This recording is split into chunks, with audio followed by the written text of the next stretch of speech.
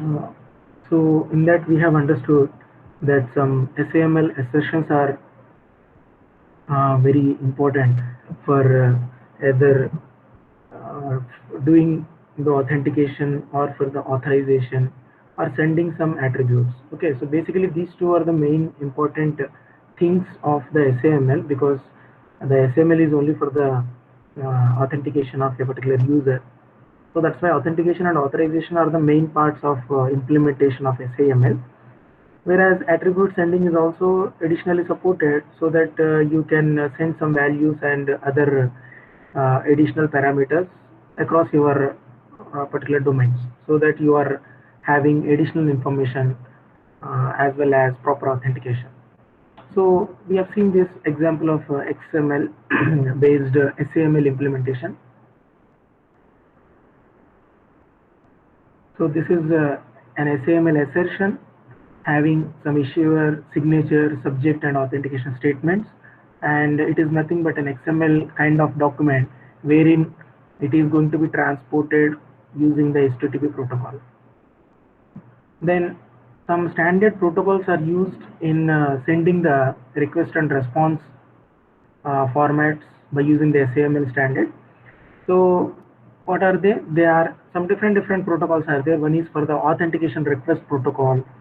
It is generally used for suppose in the case of the web browser, SSO profile uses this protocol when redirecting a user from service provider to an identity provider. So when it needs to obtain an assertion. So that means when any authentication request is required by the client, so accordingly they need to be talked with SP and IDP. So this particular protocol does that functionality. So authentication request protocol is simply asking for some authentication in combination of the SP as well as the IDP.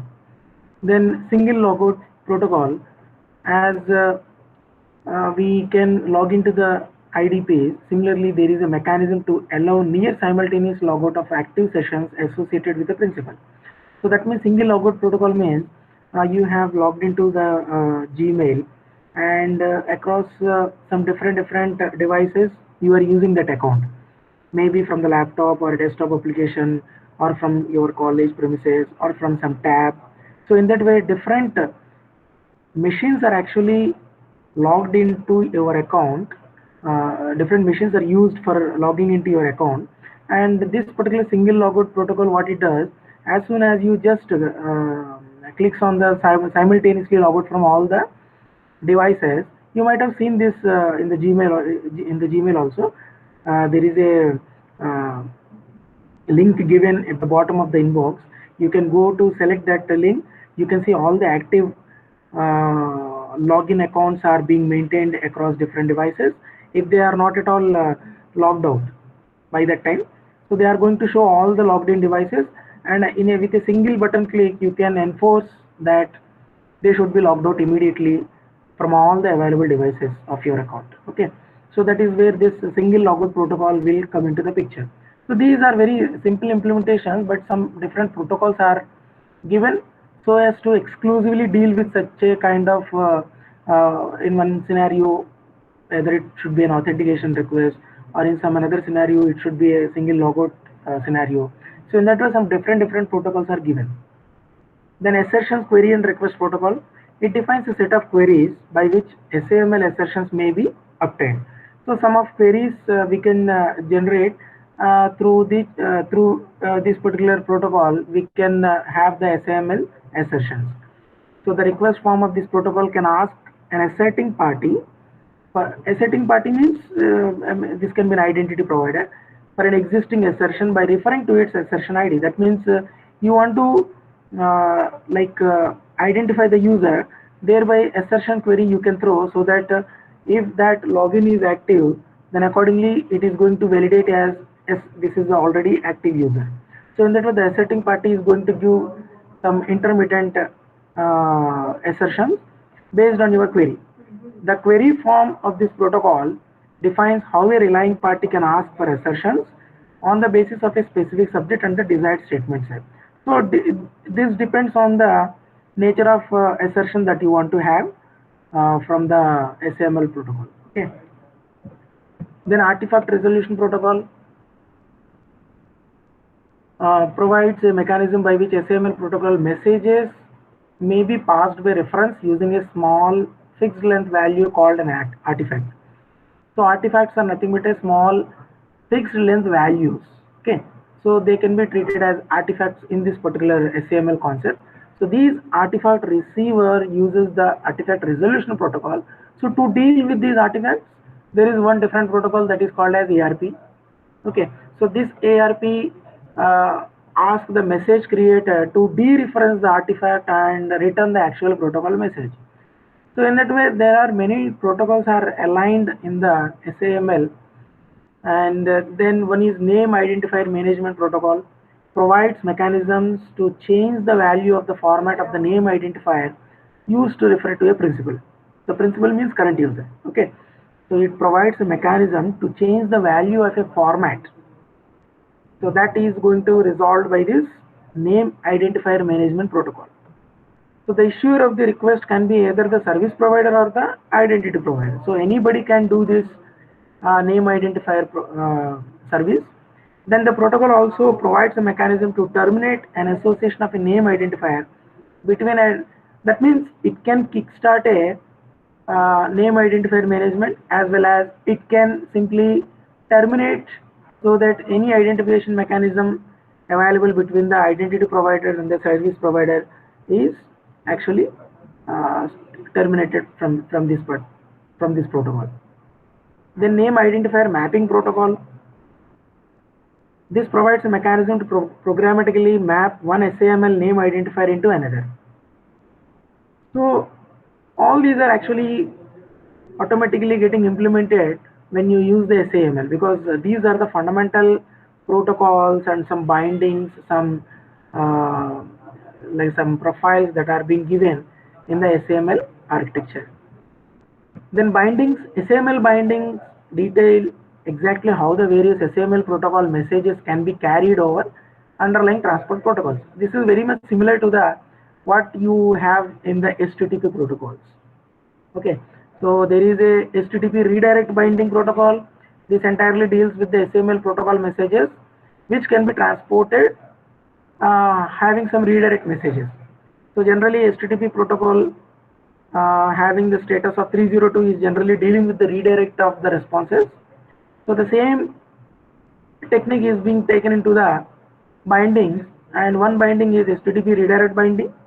Similarly, the SAML assertions can be redirected to another service provider. Then HTTP post bindings, they can be used for getting the data from the user. So defines how SAML protocol messages can be transported for the content which is available in the HTML form control. So basically you are going to post your login details into the HTML form, and that corresponding HTML form using this SAML assertions will be using these bindings. So these are actually we can similarly related with the HTTP protocol standards also. So there is redirect binding and one is post binding. Then HTTP artifact binding. So a message can be transported using the HTTP protocol. Two mechanisms are provided for this artifact binding. One is either in the HTML form control or through a query string format. So again, this particular HTTP artifact binding is also very similar to how you are going to send the data using the web application, using the website. Okay, you are going to post the data either by using the HTML form control, or sometimes you can use the query string parameters for posting the information to the server. So similar concept is taken into the SAML, and that is called as HTTP artifact binding. So artifacts are nothing but small values. Okay, so the particular term is not a very hi-fi terminology. It is nothing but simple value that you want to send to a particular protocol. Then SAML SOAP binding. So accordingly, all these SAML assertions are need to be sent by using a transport protocol, and that is one format is SOAP format. So SAML SOAP binding defines how the SAML protocol messages are transported within the SOAP 1.1 messages. Okay, then reverse SOAP, so that is called as PAOS. So PAOS, so that is reverse to this SOAP. It defines a multi-stage SOAP message exchange that permits an HTTP client to be a SOAP responder. So these are generally used for for the enhanced client and proxy profile to enable clients and proxies capable of assisting in IDP discovery. So IDPs are different domains actually.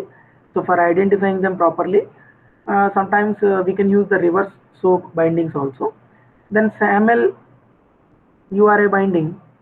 So SAML assertion by resolving the URA. So this is nothing but a uniform resource identifier, whereas you can uniquely identify a particular SAML assertion out of this URA binding. These are again same concept that we find in the www protocol, that is called as URLs or URIs. Okay, so the same fundamentals are there because all these are actually implemented on the HTTP protocol itself. Then profiles.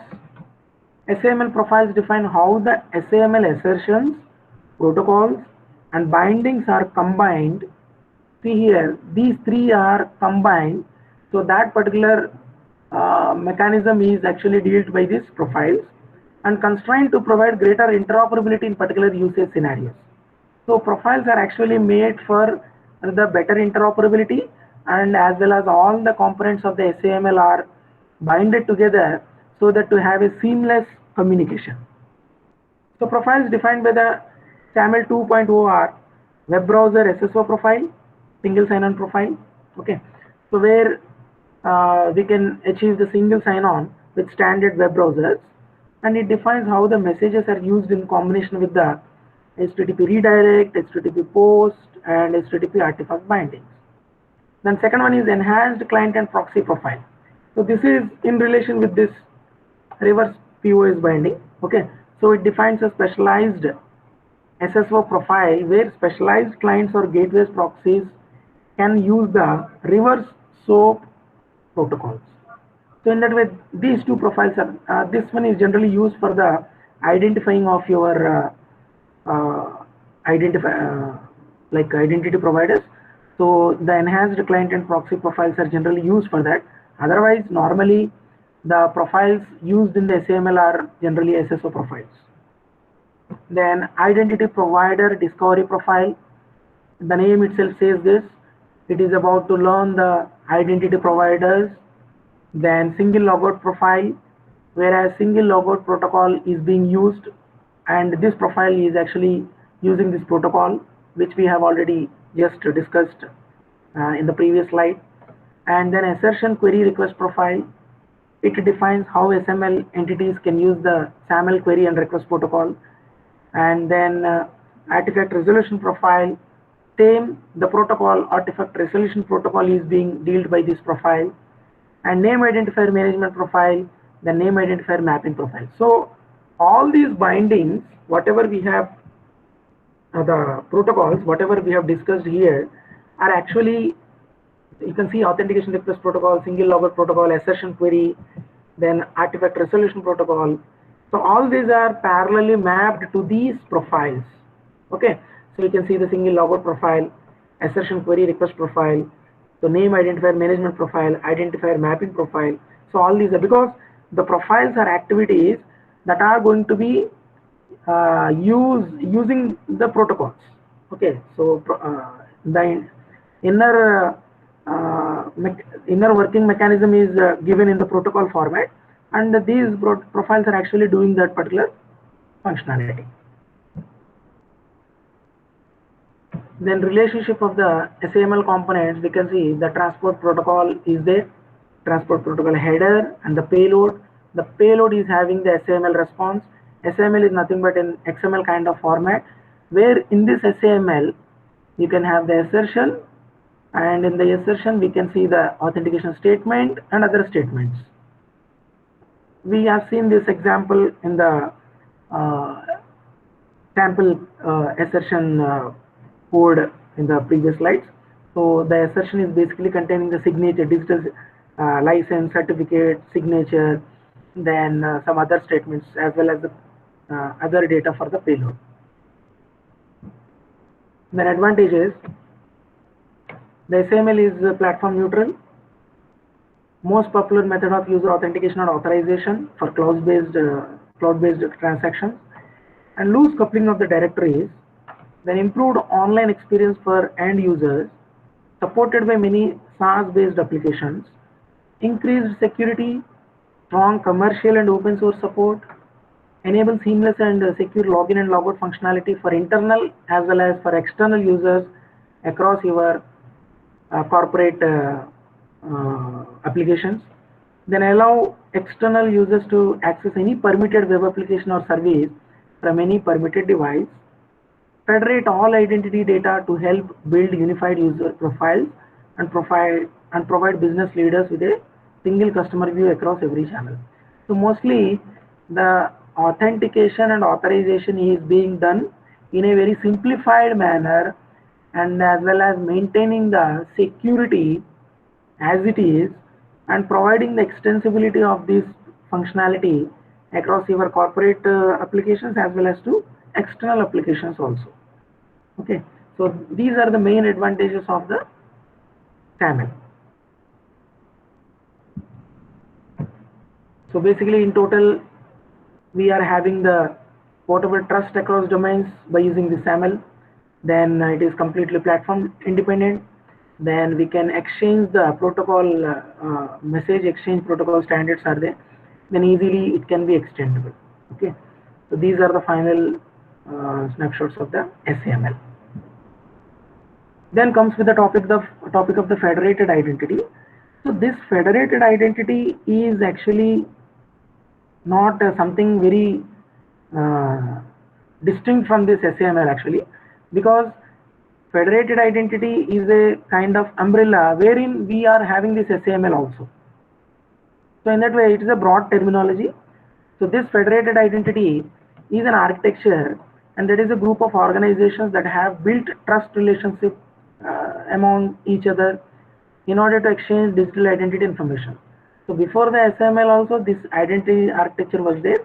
Some group of organizations have some contracts have been proposed so that to build a trust relationship between each other, and so as to send the digital identity information in a safe way, preserving the integrity and the confidentiality of the user personal information. So basically this is almost very much same to what we have discussed in the SAML, and SAML is one of the implementation under this FIA.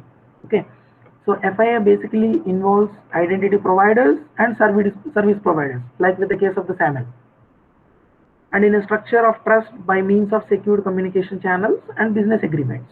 Okay, so basically the identity providers and service providers are connected in such a way, these are very big corporate companies and they are connected to each other. So only that is the difference.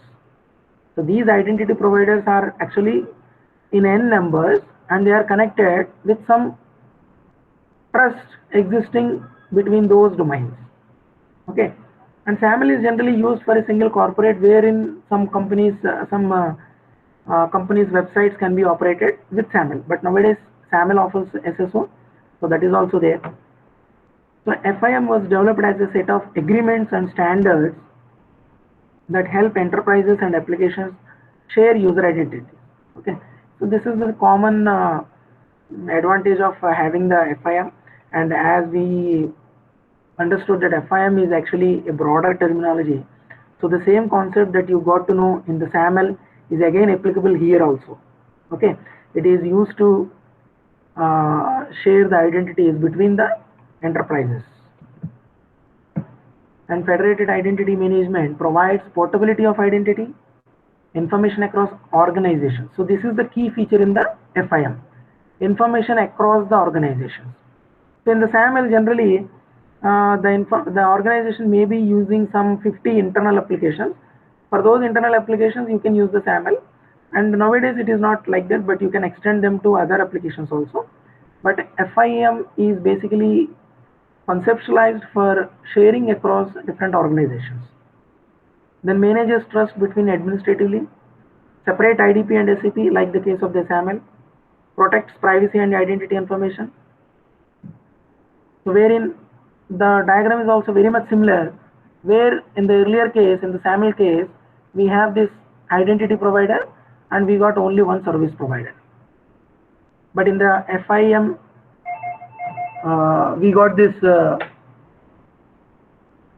identity provider, and then we got this B.com, C.com, and some G.com, S.com. So in that way, many service providers can be there. So this is the only slight difference between the FIM and as well as the SAML. So a set of service providers agrees on a way to refer to a single user, even if he or she is known to them, known to each of them under a different name. Okay. So that means some service providers are there and they agree on a refer to a single user. So anybody is knowing that, then they can be sharing that information. Suppose for this example, user Joe is authenticated at A.com and can access resources as B as well as C without being re-authenticated. So that means once he is identified at here, he can be using the resources of this as well as this. So that means between different domains and between different organizations, we can share the authentication details without any problem. Then FIM increases the security and convenience. Basically, it is about the convenience. Okay, security is there in the SAML also. So it increases the convenience because you are logging into the one Gmail service, as well as you are properly identified with another Twitter as well as on the other Facebook or any other LinkedIn profiles. So in that way, that is basically provided by the FIM. So it's all about the trust between the user and the IDP, and trust between the IDP and the ST. The FIM must fulfill the following main functionalities from the point of view of users, identity providers, and the service providers. First one is single sign-on, then attribute exchange to provide personalized services, then personal information privacy, identity lifecycle management, and standardized architecture. So these main functionalities are going to be fulfilled by the FIA. One is SSO, attribute exchange, personal information privacy, identity lifecycle management, and standardized architecture. So these are the important functionalities when we talk about the FIA. Then uses, it provides a simple mechanism to identify and validate users from business partner organizations and provide them with seamless access to websites within that trusted federation. So trusted federation means there can be a number of domains which are connected to each other. Then support standards based end-to-end trust and security for applications exposed as web services between businesses. Then offload the expensive part of the user management, the cost of the user enrollment, creation, password management, user care, everything. So this is completely being offloaded to the identity provider, whereas the service providers need not to worry about the user authentication and authorization. Okay, so that is entirely offloaded to this identity provider. Then standardize the provisioning of the users and attributes to support both user and application-based interaction, extending enterprise identity management to inter-enterprise identity management. So basically, we can extend the features to internal applications as well as external applications, and then reduce business partners need to manage large set of users data. Okay, though they need not worry about the user data management at all. That is completely being taken care of by this FIA, which is actually nothing but using the same ID providers, but identity providers, but internally connected with different services, different IDP services. Then the key difference between the SSO and FIM is, while SSO is designed to authenticate a single credential across various systems within one organization. So this is the actual definition for the SSO. Then federated identity management system offers single access to a number of applications. Okay, so wherein it can offer the services, the same sign-in services to number of applications across different enterprises.